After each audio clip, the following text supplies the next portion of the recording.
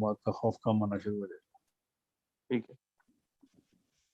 دوسرا سوال یہ تھا کہ 2-3 سوال ایسے آئے ہیں کہ ان کے بچوں کو یعنی کہ 10 یا 12 سال کے ہیں تو فروری کے اندر کووڈ ہوا تھا لیکن اب دوبارہ پھر ہو گیا, جیسے ان کے گلے میں درد ہوتی ہے, ان کو بخار ہے, تو اس کے لیے وہ ان سے یہ پوچھیں پہلے کہ جب کووڈ نام کی دنیا میں کوئی نام نہیں تھا 2 سال پہلے, تو ان کو کبھی نزلہ زکام نہیں ہوا تھا؟ اس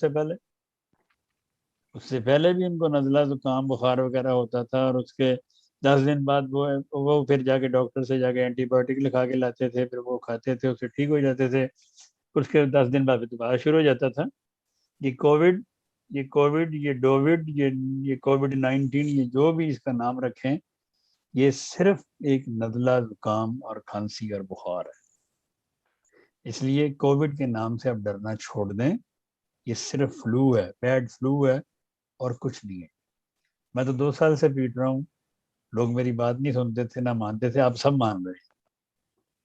تو اس لیے ان سے ڈرنے کی ضرورت نہیں. وہی نزلہ زکام کی جو دوائیں آپ کے پاس ہیں, جو آپ نے سنبھال کے رکھی ہوں گی کہ وہ یہ کووڈ کی دوائی ہے, وہی دوائی نزلہ زکام کی ہی دوائیں وہ استعمال کروائیں بلا دھڑک, بلا خوف و خطر, ٹھیک ہو جائے گا.